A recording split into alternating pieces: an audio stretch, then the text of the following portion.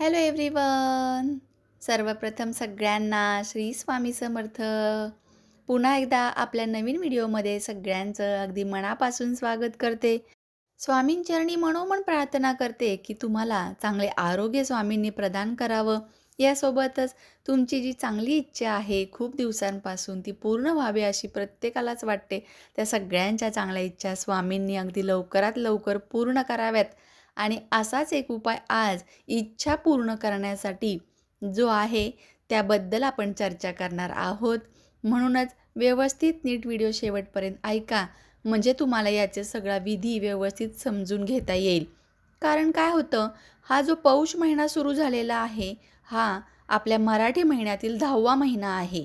आणि या पौष महिन्यामध्ये शक्यतो करून शुभ कार्य जे आहे ते केले जात नाही.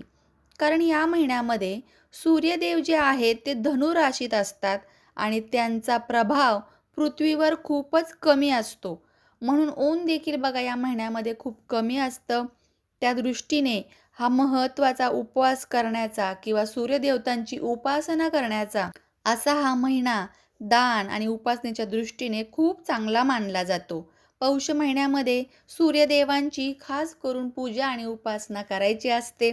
त्यामुळेच आपली मनोवांछित इच्छा सूर्यनारायण लगेच पूर्ण करतात, असा अनेकांना अनुभव आलेला आहे. अजून तुम्ही हा अनुभव घेतला नसेल, 7 दिवस सलग उपवास करू शकत नसता रथसप्तमीचे, तर हे पौष रविवारचे व्रत जरूर करा. खूप छान चमत्कारिक अनुभव येतोच येतो. पण याचे विधी आणि नियम काय आहेत, साध्या सोप्या पद्धतीने ते पहिले जाणून घेऊया. पण तत्पूर्वी आपल्या चॅनलवर जर नवीन असाल तर चॅनलला सबस्क्राईब जरूर करा. व्हिडिओ आवडला तर लाईक करायला देखील विसरू नका. सोबतचं बेल बटन प्रेस केल्यामुळे तुम्हाला नोटिफिकेशन जे आहे आपल्या नवनवीन व्हिडिओंचं ते तुमच्यापर्यंत सर्वप्रथम पोहोचतील. भगवान विष्णूंच्या पूजेला देखील याचप्रमाणे महत्त्व आहे या पौष महिन्यात. आणि विष्णूंचाच अवतार असलेले हे नारायण म्हणजेच सूर्यनारायण यांची देखील पूजा केली जाते. सूर्याची 12 रूपे सांगितलेली आहेत आपल्या हिंदू धर्मग्रंथांमध्ये. प्रत्येक उपासना वेगवेगळे परिणाम देखील देते. म्हणूनच पौष महिन्यात सूर्यदेवतेची पूजा करण्याचा नियम आहे. अगदी घरातील प्रत्येक गृहिणीने सूर्यनारायणाची पूजा विधिवत केलीच पाहिजे. आपल्या घरातील धनधान्याला, आपल्या कुटुंबातील प्रत्येक सदस्याच्या आरोग्याला, यशासाठी, मान सन्मानासाठी घरातल्या स्त्रीने हे उपवास जरूर केले पाहिजे.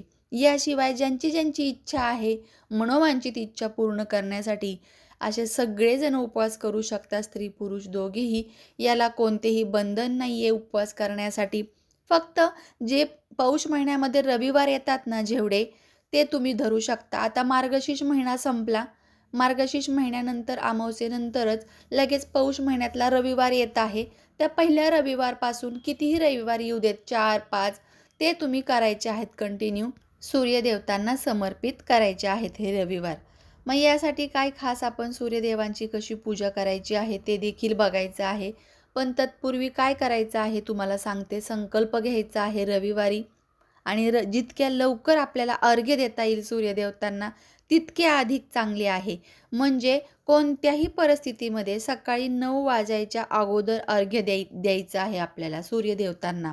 तांब्याच्या भांड्यामध्ये शुद्ध पाणी घ्यायचं, लाल चंदन थोडंसं आणि लाल रंगाचं फूल टाकून, हळदी कुंकू जरी टाकलं, लाल चंदन नाही मिळालं तरी, आणि अक्षदा लाल करून हे अर्घ्य ओम ह्रीं सूर्याय नमः, ओम ह्रीं सूर्याय नमः हा मंत्र म्हणत हे अर्घ्य द्यायचं आहे.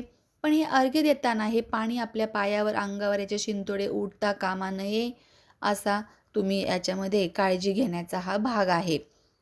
याशिवाय गायत्री मंत्राचा देखील जप करू शकता तुम्ही.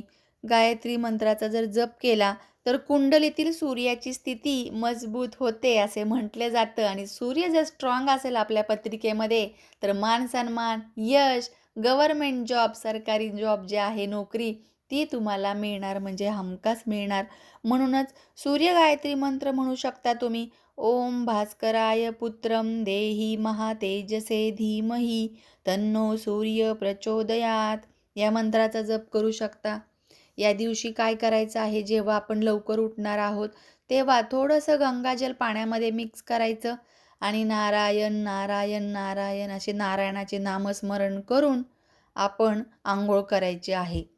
तिसरी गोष्ट, या दिवशी आपण लाल मसूर, तांब्याचं भांडं किंवा तांबे कोणत्याही प्रकारचे, गूळ, डाळ, तीळ इत्यादींचे आपण दान करायचे आहे.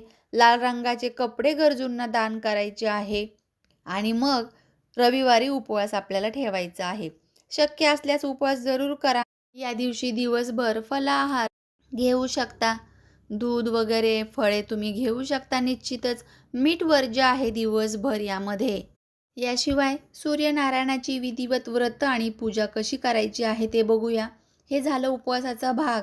त्यानंतर आपण आदल्या दिवशी तयारी करायची आहे. पूजा मांडणीसाठी काय काय साहित्य लागणार आहे ते पाट, रांगोळीने सूर्यनारायण किंवा रथावर बसलेले सूर्यनारायण असे छाप देखील मिळतात रांगोळीचे रेडीमेड, ते घेऊन येऊ शकता तुम्ही. बाल्कनी किंवा आपलं अंगण स्वच्छ करायचं आहे सकाळी लवकर उठून. गंगाजल वगैरे हळदीचा शिंपडा करायचा आहे. यानंतर रांगोळी काढायची आहे. अनेक ठिकाणी गव्हाच्या लोंब्या किंवा सीजनल जे आहे हरभरे ते देखील घेतलं जातं. याशिवाय बिबे जे असतात वाळलेले खातो आपण ते, आणि त्याशिवाय काकडी, वाळूक म्हणतात त्याला, वाळूक ते, या सगळ्या गोष्टी लागतात. पण आता शहरामध्ये ज्या गोष्टी मिळतील त्या गोष्टी घेऊन साध्या सोप्या पद्धतीने आपण करायचं आहे. बोरे देखील असतात, पेरू असतात, सीजनल जे आहे वटाणे, गाजर, या सगळ्या गोष्टी लागतात पूजेमध्ये. साधा गूळ खोबऱ्याचा जो आहे नैवेद्य तो मी ठेवत असते, साखरेचा. किंवा मग आपण ठेवू शकतो सूर्यनारायणाचं जे आहे चित्र काढले त्यानंतर बाळकृष्ण ठेवायचं आहे पाटावरती. हळदी कुंकू समर्पण करून विधिवत कापसाचं वस्त्र वगैरे परिधान करायचं आहे त्यांना. सूर्यनारायणाला अर्घ्य दिल्यानंतर सूर्यनारायणांची हळदी कुंकू, धूप दीप अगरबत्ती लावून पूजा करायची आहे. आणि पौष रविवारची कहाणी वाचायची आहे आपल्याला. अनेक ठिकाणी बघा हळदीचे 6 वर्तुळे आणि त्यामध्ये कुंकवाचे 6 वर्तुळे असं काढलं जातं. त्यालाच 6 रेषांचे मंडळ असं म्हटलं जातं. प्रत्येक ठिकाणी वेगवेगळा विधी असतो.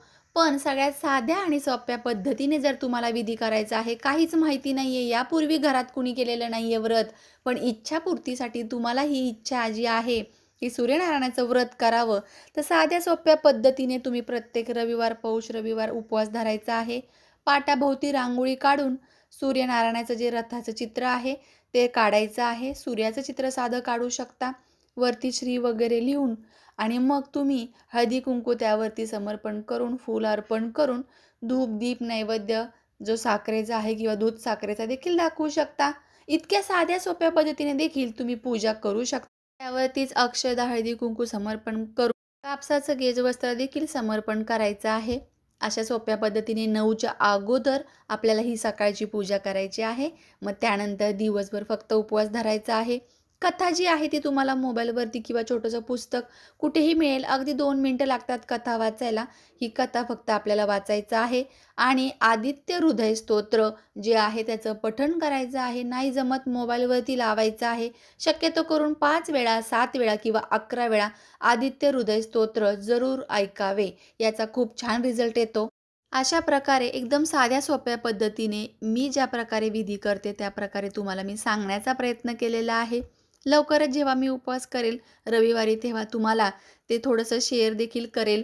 त्यासोबतच तुम्हाला ही माहिती कशी वाटली ते मला जरूर सांगा. आवडली तर जरूर लाईक करा आणि आपल्या फ्रेंड्स अँड फॅमिलीमध्ये शेअर करा. म्हणजे मनोवांछित इच्छा या 2025मध्ये अनेकांना पूर्ण करण्यासाठी सूर्यनारायणांची साथ मिळेल. मान सन्मान वाढवण्यासाठी देखील सूर्यग्रह कुंडलीतील स्ट्रॉंग होईल. चला तर मग पुन्हा भेटूया अशाच नवीन माहितीसोबत. तोपर्यंत सर्वांना श्री स्वामी समर्थ.